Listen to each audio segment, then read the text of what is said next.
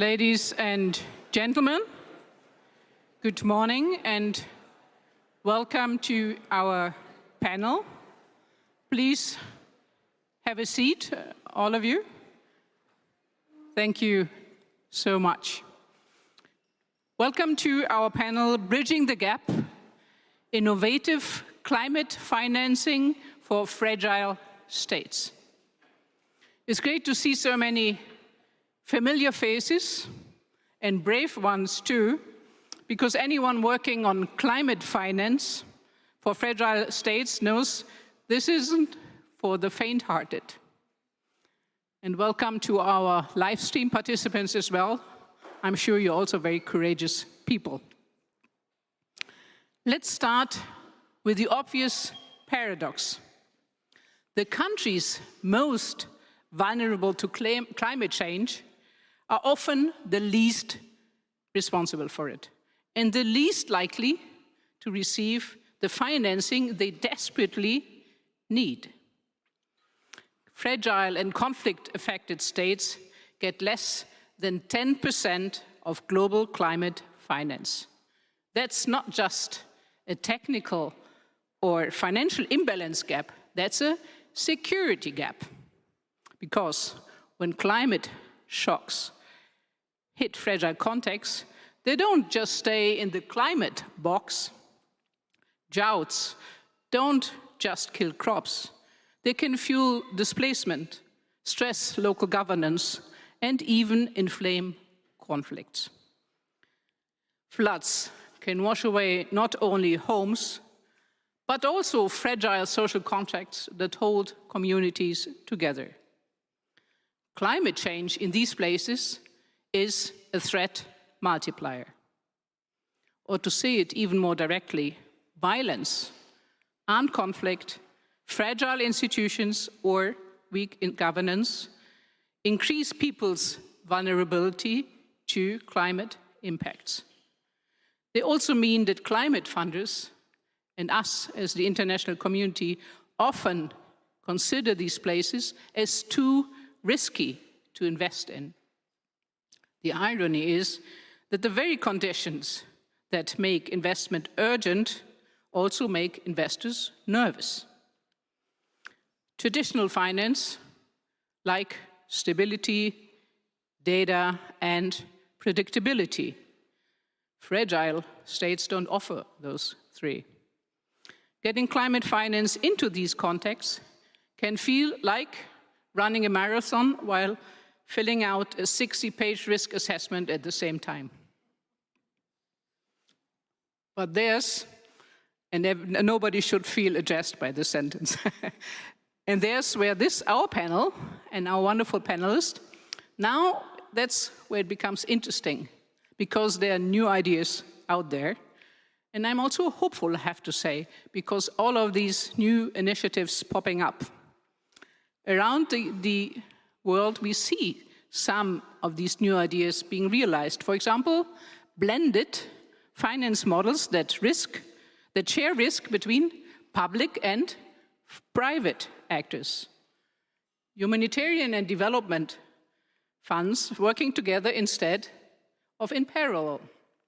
And local communities designing their own resilience projects and getting the resources to implement them. Innovation in fragile states is about making finance fit the context, not the other way around. Our panel will now not only discuss dollars or degrees Celsius. Our speakers will explain how we use climate finance as a bridge between vulnerability and resilience, and between insecurity and opportunity. We all know resilience is cheaper than recovery, and peace is always cheaper than war. And in the end, bridging this gap is about reimagining solidarity. Our State Secretary said this already this morning. But now let me introduce you to this wonderful panel. And they all have impressive CVs. I will not start to to quote anything they have done in their life, because you all find them on the BCSC 2025 speaker overview. To my left, I have Dr. Martin Reiser, Senior Representative for European Economic Cooperation at the World Bank. Welcome to you. Then I have Gloria Wometso, Head of Humanitarian Insurance at the African Risk Capacity Ltd, a specialized agency of the African Union. Welcome to you as well. Then I have my friend Markus Lenzen, who's the Deputy Chief of the UN Peacebuilding, Chief of the UN Peacebuilding Fund. And last, and for sure not least, I have Stephanie Speck, Head of Special Initiatives at the Green Climate Fund. So how are we going to proceed right now? I have a first question to all four of you. Then I will have a follow-up question about concrete cases. Some case you want to highlight, you can start to think about one you like most as a positive example. And then we'll also have the time, hopefully, for Q&A with everyone in the room, because I know there's so many knowledgeable people here who I'm sure have good questions to ask to specific panelists. Martin, the World Bank plays a central role in shaping climate finance architecture globally. What barriers and risks make delivering climate finance to fragile states so challenging? Thank you, Almut, and it's a pleasure to be here. I should say that my current job has less to do with the agenda today than the job I had until 3 months ago when I was heading the South Asia region of the World Bank. The South Asia region is home, for example, to Afghanistan, which is a fragile state, but has a lot of fragility in parts of the other countries of the region, and is extremely vulnerable to climate change. So I will, in the second round, perhaps use an example from that experience. But thank you very much for this opportunity. We've done a lot of work on the intersections between fragility and climate change. Let me just repeat some of the statistics that have already been mentioned. Of the 25 most vulnerable countries in the world to climate change, 19 are in our fragile and conflict-affected states list. And when you look at climate finance received by developing countries, the per capita amount of adaptation finance going to FCV countries is only 2/3 of that going to the average low-income countries. So we do have a problem. And I think it has to do with very familiar problems that all of us who work in fragile contexts face: lack of capacity, difficulty of coordination, and the inevitable challenges of reconciling the short-term urgent needs with the long-term or longer-term investments, such as in climate resilience. So those are familiar challenges, and I think they account for some of the difficulties that we have faced. It's also the case that in an environment of rapidly declining ODA resources, and in particular grant resources, it's difficult to apply the new model of development, which is so reliant on private sector investment, to that particular context. And yet that's what we need to try. So I think we have some good experience in the context of IDA activities. We have in 2024, we reached $5 billion of climate investment in fragile and conflict states under IDA, and close to 40% of that was for adaptation.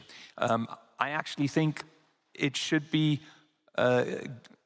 more for adaptation. I think a ratio 40-60 doesn't make sense. I think we should have more money going into adaptation, because that is really the key challenge that these countries are facing. But the overall numbers suggest that something can indeed be done. I think knowledge has been critical. We have done a lot of analytical work. We have done this climate development reports, for example, in many countries, including for the Sahel region altogether, that analyze in detail both the damages that could result from global warming, but also the actions that countries could take. We've done risk and resilience assessment reports. And perhaps as the final point I will make, I think we're also starting to appreciate, we've always appreciated, but I think we're being more clear about the fact that smart development is development that takes climate into account, and that there are very strong complementarities among investments in adaptive social protection, investments in resilient transport infrastructure. Or one example that I particularly like from my previous work in Bangladesh, where you use primary schools basically as doubling up as flood shelters by building a second floor and having shelters in the lower floor for animals and people from villages that have to flee the regular cyclones. And let's not forget that Bangladesh has, in recent years, recorded less than a dozen fatalities as a result of cyclones, when just a couple of decades ago, the numbers were in the hundreds of thousands. So we can make progress, and I think we need to build on those examples. Great, thank you, Martin, for giving a very hopeful thoughts and sharing also a first example on a positive development, smart positive development in Bangladesh with regard to climate.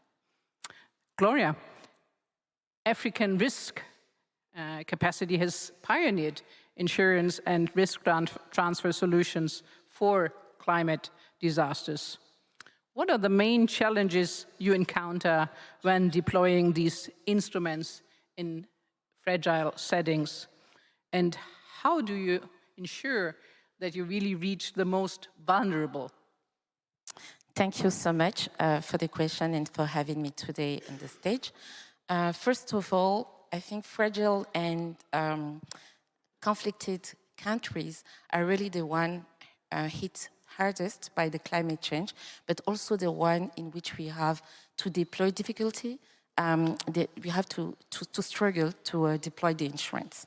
So at African Risk Capacity, maybe for those who don't know what we do, you mentioned it, we're a specialized agency of the African Union, and we are there to help countries and humanitarian actors to better plan, prepare, and respond to extreme weather events through parametric insurance, which means through pre-arranged financing, which means, in other words, we want to plan and save money aside, so when the disaster happens, we can react quickly. So it's about being proactively reacting instead of waiting for the disaster to happen. So that's what we do at African Risk Capacity. And we work in several such contests with 39 countries that have signed the ARC treaties, but we have among them, I will say 20 to 23 countries that have signed at least that have taken at least one the insurance policy. And among them, we have difficult countries such as Somalia, Sudan, Mali, Niger, Chad, Madagascar, and among others. And each of them has really teachers valuable lessons about what it takes to make climate risk financing work for vulnerable communities. So some of the challenges that we have faced when we have to put that in place was, I will say, premium affordability first, because we know that due to the context, fiscal constraints, putting aside some funds from their own budget from the government, it's something very difficult. So what we have done in that sense is to work with donors to make sure that they have some funds aside, some premium subsidies in place to support those countries. What is very important is for each country to be able to have an exit plan first. Another challenges that we have faced also is really about institutional incapacity. We face sometimes in these countries changement in the governments, changement in the leadership, so that also requires to train them often, very often, in terms of capacity building. So at ARC, we will really go often to different countries and make sure that all of them, they can have all the abilities that they need to be more resilient. And another one also that we face is the model. Sometimes the model and data limitation. In these countries, sometimes it's very difficult to have access to the data because I say we do parametric insurance. So for us, we rely a lot on data, satellite data set. So at ARC, we have developed our own internal model to make sure that we can train the countries, we can use benchmark it with what is available and then use it to determine if there is a lack of rainfall, deficit of rainfall, so to be able to determine if there is a drought, cyclone, or flood. And the latest is really like the challenge on the rapidity at which the funds will reach to the communities. We work a lot with the governments, so we will pay the governments, but we need to ensure that at the end, the beneficiaries could receive the payout very quickly. So these are also some of the challenges. So what we have done to overcome that is to put in place and to support the governments on having contingency plan in place, the operation plan. So we will determine the contingency plan before the agricultural season starts to make sure that they have already in place, in mind, what will be the solution that the action, the implementation, the activities, who are the target beneficiaries before even the season, the payout comes to them, and then they can do the action quickly. So on our side, we will pay within 5 days, and then the government can also reach the communities as soon as possible. Thank you. Thank you very much. It was great that you not only named the challenges, but also said that you have some innovative ideas and also creating a kind of really regional approach to all these climate challenges, which are combined to the classical ones. Thank you, Gloria, for this. Markus, you were the Peacebuilding Fund, and the Peacebuilding Fund is at the forefront of integrating peacebuilding with climate action. What are the most promising strategies for scaling up finance and peacebuilding interventions to reach more communities and maximize impact in conflict-affected areas? What is your experience with this? Thank you very much, Almut, and thank you for having me and the fund here, not least here in Germany, as Germany is the largest donor to the Peacebuilding Fund, and it was good to see other partners like Australia and Ireland in the last few days, who are all really important partners to the fund. The important thing with the fund to begin with, the Peacebuilding Fund of the Secretary General, is that it's a peacebuilding fund and not a climate fund. So how did we enter into this space? It's because of demand. We respond to demand from member states who seek support from the United Nations and on conflict resolutions, on peacebuilding. And we have seen in recent years a growing demand on supporting this at the interface of climate, peace and security. So while we're not working at the levels of the investment the World Bank is able to do, what you just mentioned, since 2017, we have supported some 37 countries with initiatives in this space. For us, that meant a total of maybe some 80 initiatives and with a bit over $200 million. So comparatively, it's small. We've started to invest a lot in learning because of the scale of the demand that we're seeing and are starting to publish a lot on this, on our learnings. And I would say a few of the things that we've seen, I'm going to try to use a bit of a nautical analogy to sort of see what our learnings are. So, I mean, the first thing is we need captains and crews. This is about national ownership, right? If there is no political will, if there aren't captains at the local level, at the national level, none of what we do can work, right? And that's also a sine qua non for the UN to work on these spaces. The second thing is we need tugboats. And that's what a big review we did 2 years ago said, especially about the role of the Peacebuilding Fund, right? The Peacebuilding Fund is created to take higher risks. Smaller investments, but to be there faster and more flexibly than a lot of other instruments can do, and be able to go into places where other instruments need a much longer lead time, are not yet willing to take the risk to work there, and that the kind of initiatives that we suppose can be the tugboat that brings others in later. We need safe harbors, third. This is the point, a colleague from the Food and Agriculture Organization in Somalia said, you can't build climate resilience without social trust. So the peacebuilding aspect really is, in order to do the work for climate adaptation and resilience, is you need communities to come together, you need trust, you need peace, and you need security. So that's important, and that's what we need to principally work on as a peace-building organization. To guide all of this, we need lighthouses. And here, again, what the UN can, I think, critically do with a lot of different instruments is provide the analysis, the data that you were just mentioning are also so hard to come by for the national partners, and through a number of different ways. The agencies' capacities.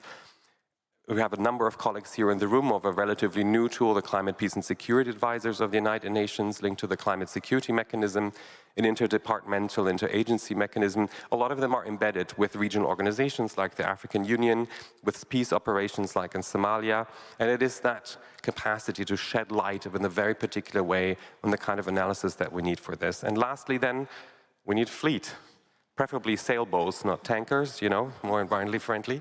But the thing is that with all that we can do, right, and bringing these instruments and capacities together, it will not be sustainable in many cases. I mean, our ICRC colleague earlier said, yes, in some cases it is enough and sufficient to work at a particular local level for a while, but at some point we need scale.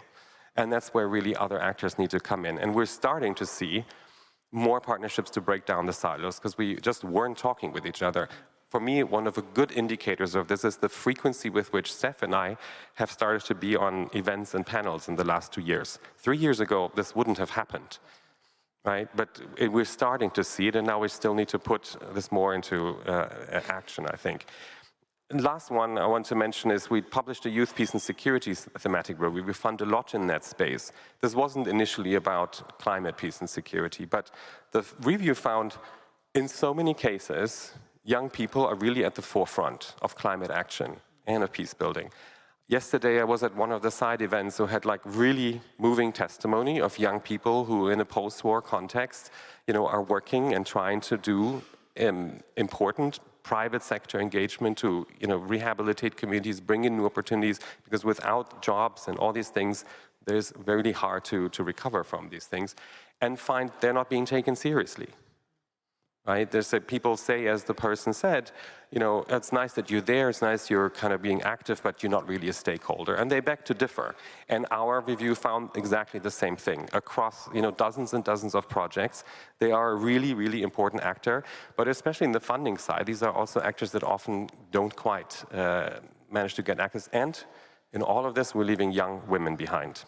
They are still like really the ones that are not getting the access. Those are things that we really have to incorporate more in the action. Thank you so much, Marcus. And to stay in your image, so the Peacebuilding Fund is a small boat. It's quick, it takes risks, but it needs the whole fleet to come behind you or after you, right? That's the image. And thank you also to mentioning the WPS and the Young Peace and Security and the Climate Peace and Security agenda, which I guess are all important for the Peacebuilding Fund. Stephanie, when we come to you, capacity has been mentioned by all of the other 3 speakers. So obviously, it's a very important issue. And the Green Climate Fund's Readiness Program is the biggest program worldwide on building capacity for climate action. And I think partnerships are central to the success. How does the fund work with international and national partners to strengthen these institutional capacities in order to empower those fragile countries and in order to make sure that they have better access to the fragile climate money, so to say? And you promised me that you will be bold. So go for it. Always, and thanks, Almut, and good morning, everyone. Let me start with a story. I had the privilege of living and working in Mogadishu between 2013 and 2016. The first morning I arrived in Mogadishu, I was invited to have breakfast with the president. And I was dropped off at the external gate to the presidential compound. And as I walked down through the compound towards his house, the layers of security became more and more extreme, and you can understand why. But right from the very beginning, I was followed very closely by an older woman who was carrying 2 chickens, 1 chicken under each arm. I kept glancing behind me acknowledging her with what I hoped was a friendly smile, because she kept following me through. As other people were stopped, she kept following me. And I thought, oh my goodness, is this the mother or the sister of the president? And I'm walking in front of her, am I being rude? So I kept motioning for her to come and join me, and she would keep walking behind me. As we got to the entrance of the president's house, my fears were confirmed, because she was waved through ahead of me and I was asked to wait. And so in she walked to the lounge room of the president with a chicken under each arm. And I waited for 10 minutes and she emerged, still with the chickens, and walked off. And I went in and had breakfast with the president. When I left, I said to the people the protocol officers of the president, I'm terribly sorry, but I don't know who the woman was, and I hope I wasn't rude. Was that the president's mother? And they said, no, Steph, she's a woman from the village, and she had 5 chickens, and yesterday her neighbour stole 3, and she only has 2 left. And she came to ask the president to get the other chickens back. And at the look of, I'm not quite sure what it was on my face, perhaps deep scepticism, they assured me, and he will do this. It was not scepticism. It was a mixture of shame and fear, because I had been launched into Somalia to bring democracy, to bring change, to bring structure. And here I had, given to me on my very first morning, a demonstration of participatory democracy in action. Access to a leader, the ability to ask for what you want, and the confidence that it will be delivered. And I think if we're talking about climate finance in these places, that example comes to my head time and time again, because often, particularly when you're talking about climate finance, you are always talking about what can you bring. And the question is always how much and when, and the answer is a lot and yesterday. But it's not about what we bring. It should be, what can we build? And specifically, what can we build on? You know that the GCF brings investment into climate finance. In fact, we have $2.7 billion of an $18 billion portfolio already invested and committed to fragile conflict-affected settings. But on top of that, we make $500 million available every 4 years to countries. So each country can avail themselves of $7 million in grant funding. We call it readiness. And for me, when I'm thinking about what readiness is used for, it should actually build on what exists in the state already. And particularly because our partners are ministries of climate change and environment, they have the features that we can work with quite easily. And I'm trying to get through this discussion without mentioning the word risk, that we can work with quite easily. One, they're naturally convening ministries. They have to, because they have very little, they're a softer ministry, they have very little political capital of their own. They have to convene. So there is a natural function of talking with other ministries. How does readiness money turn that into institutional structure? They are naturally connected to local communities because they often have a disaster preparedness or disaster risk reduction focus. They know what's happening on the ground. They have access to the thoughts and understandings of what communities need before they need it and in their times of need. So there's a natural pipeline of ideas and investments that can flow. And they are also naturally involved in the way that the world works at a multilateral level through the various conventions and COPs. So national agendas are quite naturally linked to international climate agendas. The work of readiness is to help that be mirrored domestically, where often the state structures have been captured or there is a parallel structure that exists within the international community. How does our readiness money help ministries to convene, to build structures, make sure that that investment pipeline is growing from the areas that know the need and know what needs to happen? And third, that those domestic capabilities of understanding how they fit within an international institutional framework, the governance frameworks of the United Nations and other multilateral actors, how are they mirrored domestically that help them play the game for their own success? And that's what readiness delivers. Thank you so much, Stephanie. And all of your contributions really connect that. There are new ideas out there, there are courageous ideas, there are new approaches, and I think I can also hear the new thinking about how to do innovative climate financing in these fragile contexts. And that's the good news.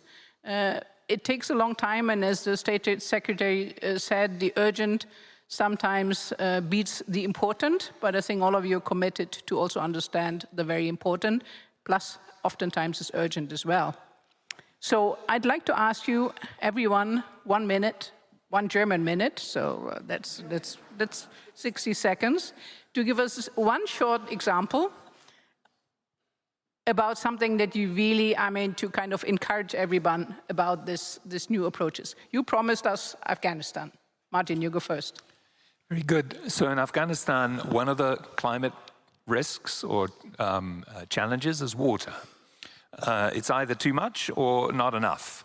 Afghanistan has an old tradition of community-based water organizations, but as a result of 40 years of conflict, many of them have fallen into disrepair, and the traditional village-based capacity that existed has eroded as the young have moved to the cities and the people who knew how to maintain the systems are no longer available. So as part of our work in Afghanistan, which by the way is entirely through implementing organizations, it doesn't go through the government, it doesn't go through the Taliban, since we don't recognize them, we don't have an official relationship with them, but it involves partnerships, and it involves a very coordinated approach through IDA and through the Afghanistan Reconstruction Fund. This, by the way, is a fund that Germany very kindly contributes to, and it involves implementation through the Aga Khan, which has the network of community-based organizations that can help rebuild that capacity. So as a result, 7,000 households have been provided with safe and secure water resources, and over 70 private water maintenance enterprises at the community level have been supported, strengthening their income sources and creating the capacity of the community, recreating that capacity at the community level. So I'll leave it at that. I think what exactly, Martin, is these water resources? What do you mean? Is it wells or? These are irrigation infrastructures, mainly water retention, because water is very, very seasonal. And if you don't maintain the irrigation, if it silts up, if the water retention, the dams are not maintained, you either get floods, and then when you need it for irrigation, you don't have access to water. I guess it can also collect rainwater then. It collects rainwater, it collects drainage water. It's used for irrigation, but also for drinking water purposes. Thank you very much. Gloria, what is your 1-minute example? Yes, thanks. So I think for me, the beauty with parametric insurance is really that it's data-driven. So no delays, transparent, objective, the payout is done in 10 days. And I will encourage really more humanitarian actors, more donors to invest in parametric insurance, because $1 invested can help to save $5 instead of waiting for humanitarian aid. So I will just give the example of what we have done in last year with El Nino. So there was El Nino year. So El Nino year was a devastated drought in Southern Africa. We paid more than 70 million USD against almost 15 million of premium. So you can see the investment there for 5 countries: Malawi, Mozambique, Zambia, and I'm forgetting for now because I have the pressure on the time, and then Zimbabwe. And for them, we also paid humanitarian actors that were also taking policy on behalf of them: WFP, UNHCR, and START Network. So I will say that we are also working really on conflict area with humanitarian actors, such as UNHCR. They will come, they will invest on more refugee, displaced people, and that also helped to embed like the work together. Thank you. So your example is El Nino, and sorry for putting this time pressure.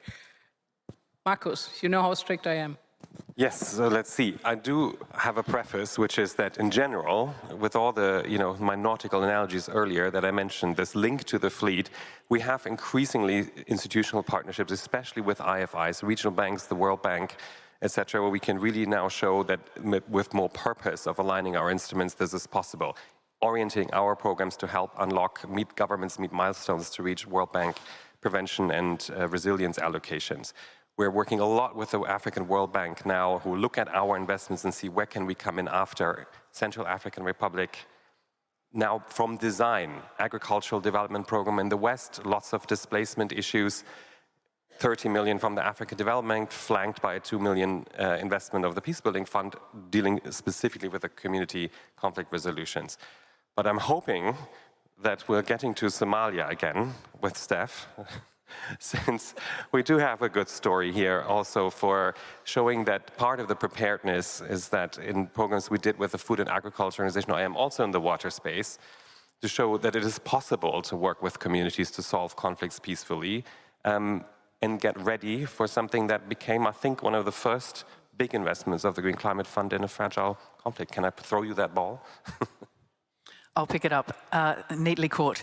In fact, I'm going to talk about Sri Lanka, but let me quickly just reflect that. Yes, exactly. The Somalia investment was... But you have 1 minute, huh? Yeah, so don't either worry. Sri Lanka My or German Somalia. heritage will come to the fore. That was a $90 million investment and in the most fragile communities in Somalia and could only be achieved actually by those local partnerships on the ground and the ability they had to build capacity. But the example I quickly will mention is Sri Lanka. A water project, water of course, and water resource conflict sits at the heart of many of these fractures and fissures that we see in communities. The conflict in Sri Lanka had decimated the local traditional way of managing water sources. Our investment actually allowed and bought space for communities to spend 18 months sitting together and talking. It was not quick. Not as quick as we would have liked, but quick for success.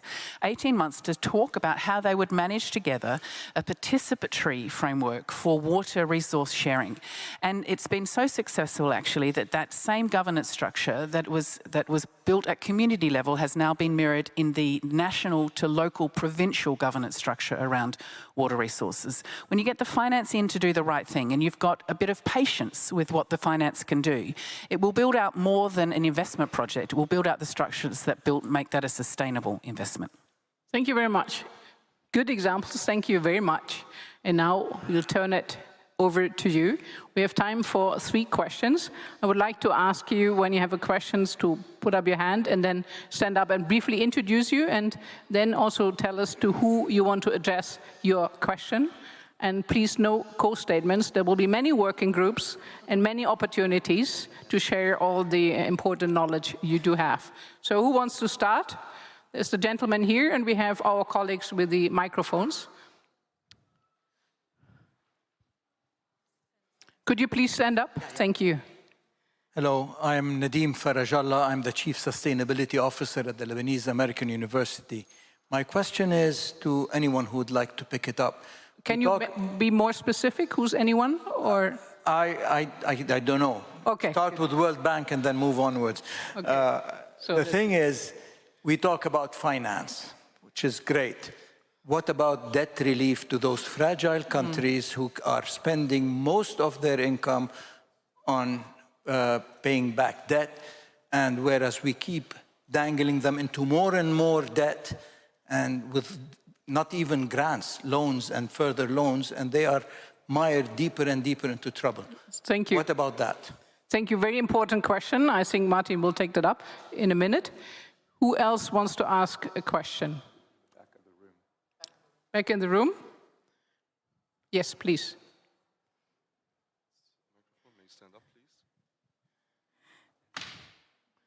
Good morning, ladies and gentlemen. My name is Lourdes Caposo Fernandes. I am a member of the parliament from Angola. And my question is related to all the panelists and thanking them for the amazing insights. I am worried about compliance and the environment.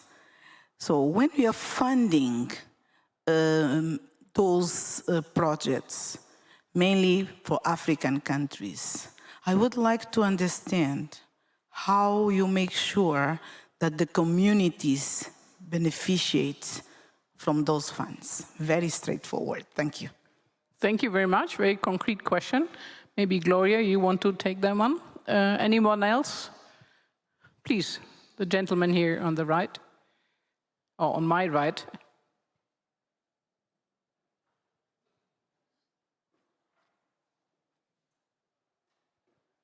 Thank you. My name is Tendai Kasinganiti. I'm with the United Nations Office to the African Union.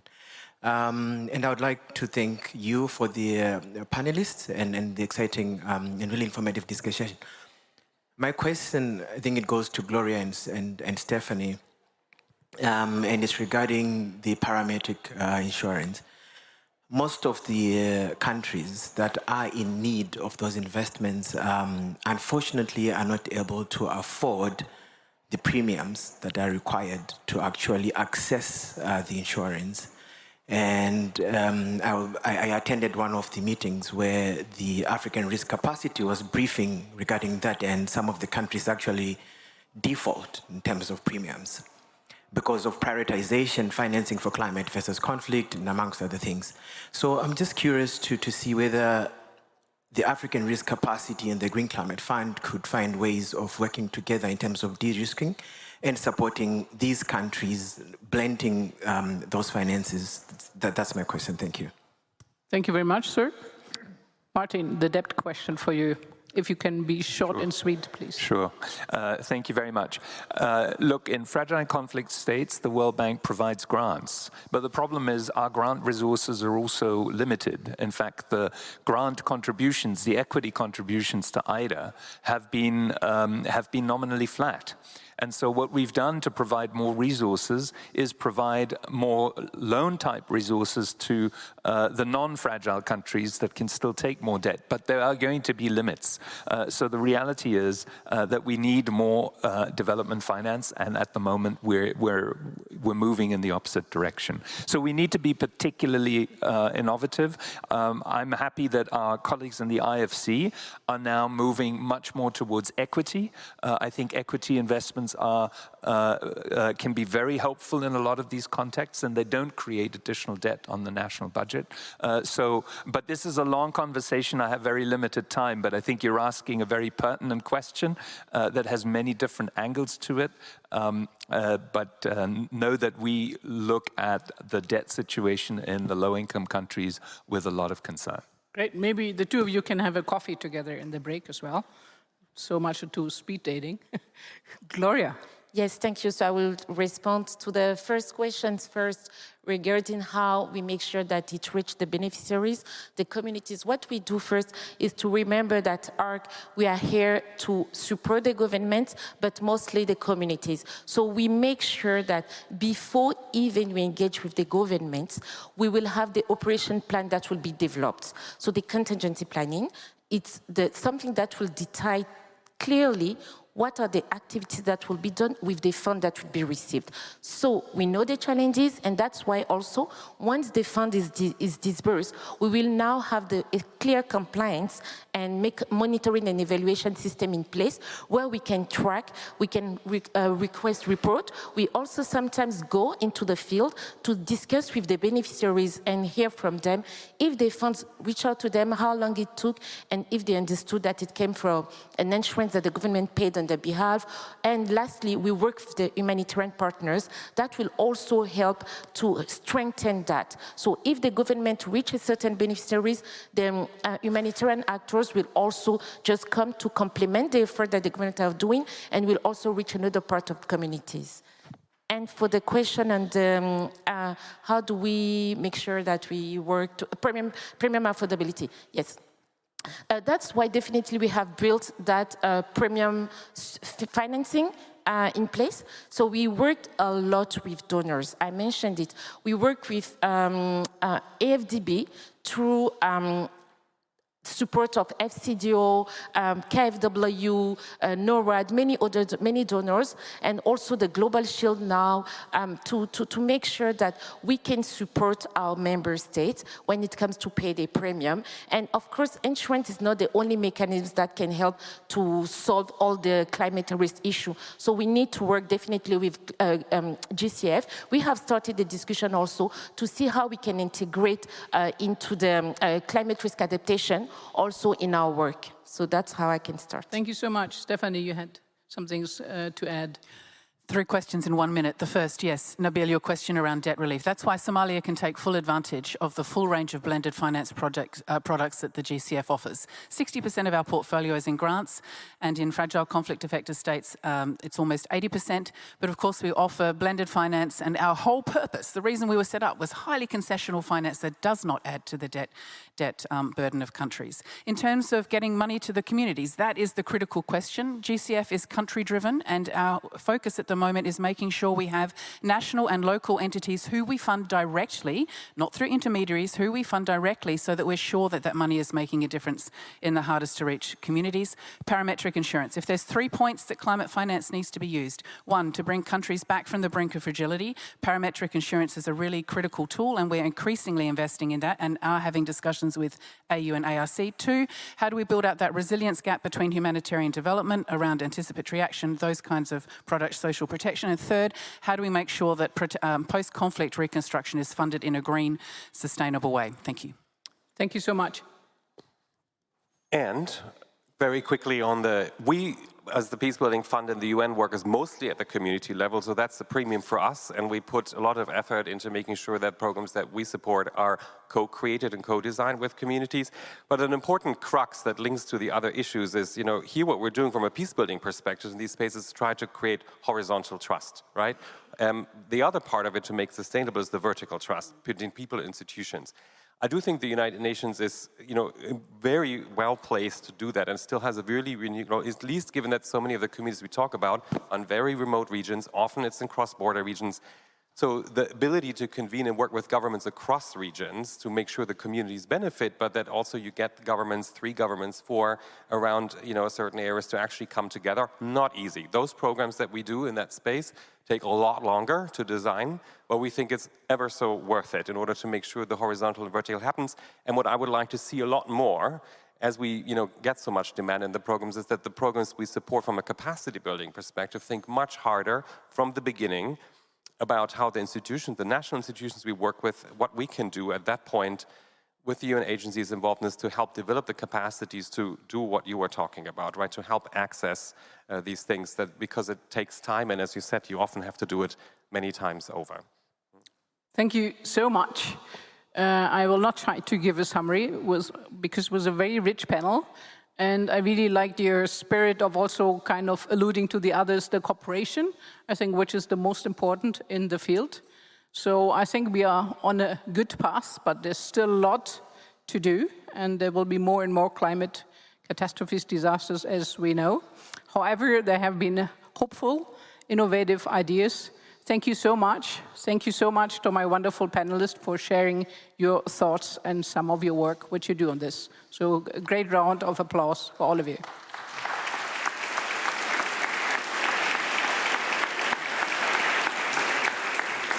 And with this, thank you for your patience, and I'll hand over to Swati, our main moderator.